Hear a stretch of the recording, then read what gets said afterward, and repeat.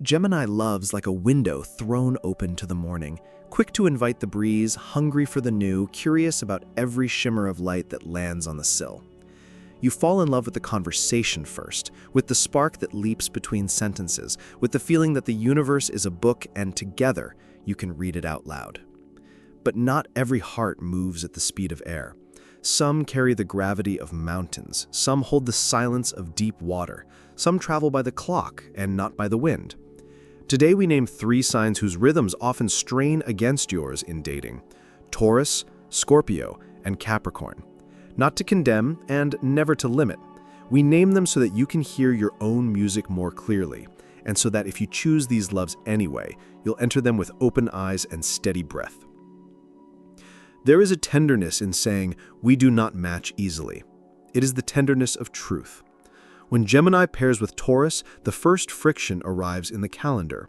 You live by questions, by the excitement of what if we, while Taurus trusts the ritual, the steady groove, the known path worn by patient feet. You float, Taurus plants.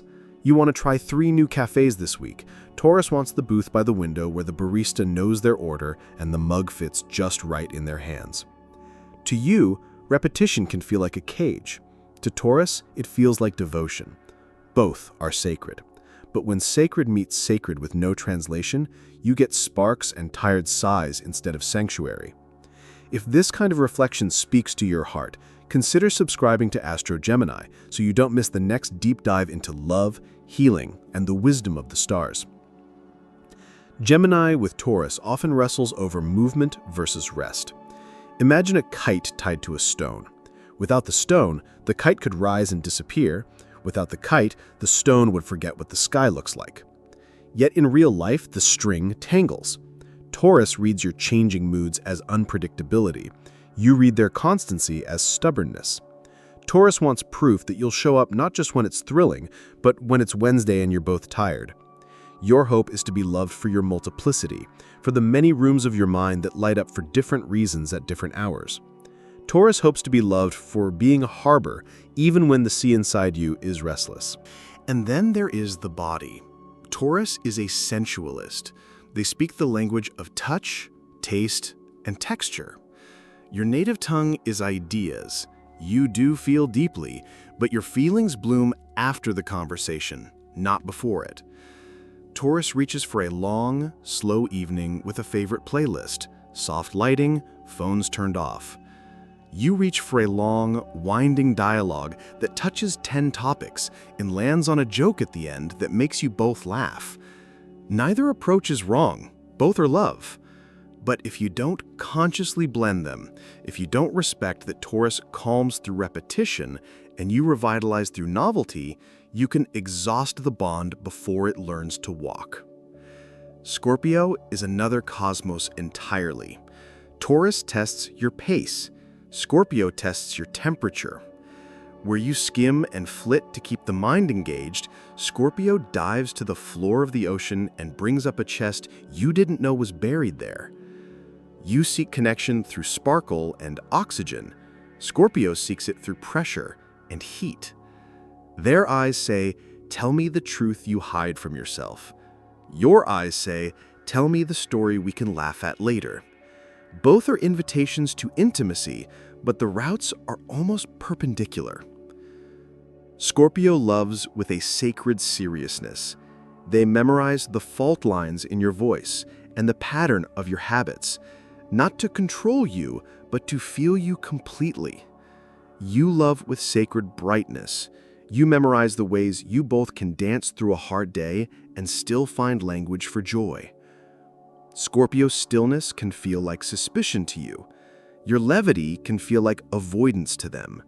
You're not trying to escape depth. You simply trust that depth can be tasted in 100 sips. Scorpio, meanwhile, prays in one long drink. If neither acknowledges the other's ritual, resentment grows like ivy. Quiet, steady, difficult to uproot. There is also the question of privacy. You tend to narrate your life as it unfolds, your thoughts tumble out, and in the talking you discover what you feel. Scorpio believes some truths must be held in the dark until they are strong enough to live in the light. You ask, What's on your mind 10 times in a day? Scorpio answers once after a week, and the answer is a map. If you press, Scorpio clams up. If Scorpio withholds, you start to chatter to fill the silence and protect yourself from the sting of not knowing. Ironically, both of you are defending your vulnerability. You defend it with motion. Scorpio defends it with guardrails. Trust becomes the altar where this pair either finds holiness or walks away. Scorpio wants to know that your curiosity won't roam into betrayal when you're bored. You want to know that Scorpio's intensity won't melt into possession. When it works, it's alchemy. Your humor softens Scorpio's storms, their devotion steadies your lively mind. But when it doesn't, you feel watched and weighed, and Scorpio feels trivialized and unsafe. The medicine here is conscious pacing. Agree to go deep on purpose. Pick the night, set the candles, choose the subject, and then agree to return to surface for air, to mingle with friends, to let the conversation be light and delicious and free. Finally, Capricorn. Where Taurus builds a nest and Scorpio digs a well, Capricorn builds a road. They respect ambition, structure, results. The architecture of a life that stands on quiet discipline. You are the brainstorm. Capricorn is the blueprint. In love, that polarity can be brilliant. You bring possibility, they bring execution. But dating asks for softness as well as structure, for a shared rhythm beyond deliverables. Capricorn sometimes courts with their calendar and measures with their milestones. Your heart, meanwhile, blossoms in improvisation, in last-minute detours that turn an ordinary afternoon into a story you'll tell for years. Capricorn's loyalty is made of steel. If they commit, they mean it with their bones. They show up, they pay attention, they remember the details you forgot you told them. You, on the other hand, promise with your breath.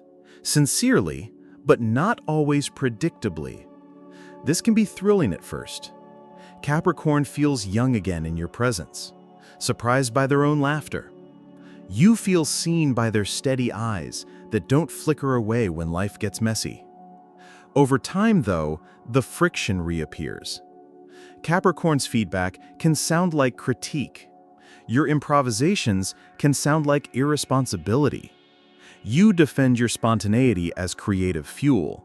They defend their structure as reliability. You're both right and both a little lonely inside that righteousness. There is a quieter mismatch as well. Your mind tends to sprint in 10 directions before breakfast, while Capricorn prefers to finish one hill before considering the next. In conflict, you solve by reframing.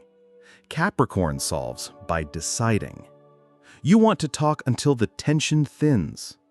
Capricorn wants to choose a course and move. To you, "we'll see" feels honest. To them, it feels like a leak in the boat. The art here is translation. Reassure Capricorn with concrete, visible choices. "I'll meet you at 7, I'll bring the reservations, I've blocked my phone for 2 hours."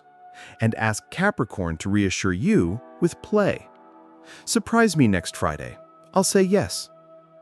Without this mutual generosity, the relationship can begin to feel like homework to you and like chaos to them. If this exploration is giving you clarity, tap like. It helps more wandering Geminis find their way back to this space, and it tells the algorithm that heartful astrology belongs in people's feeds. None of these mismatches are verdicts. They are invitations to consciousness.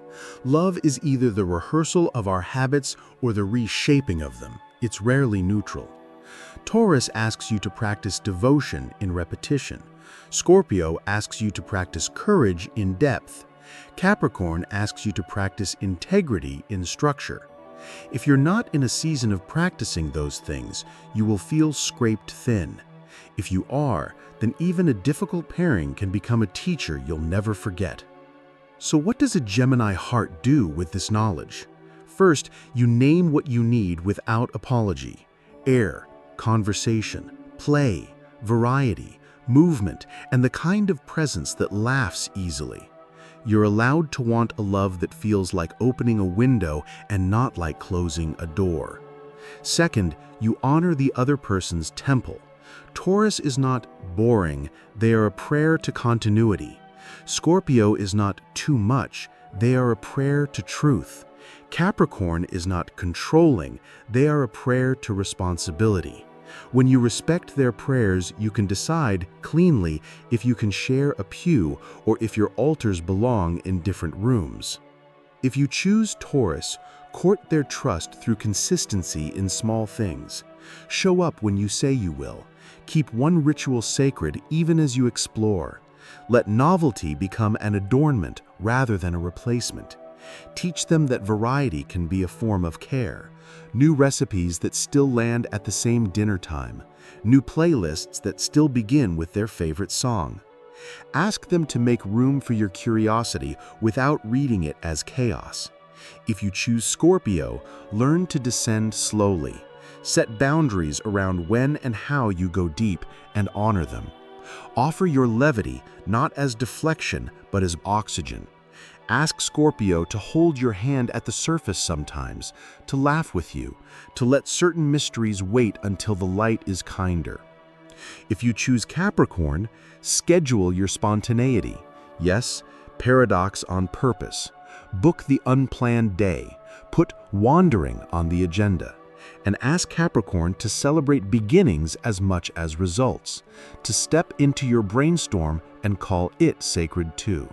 Healing is not about avoiding difficult matches. It's about becoming the person who can listen to difference without losing yourself. You can go your own way and still love well.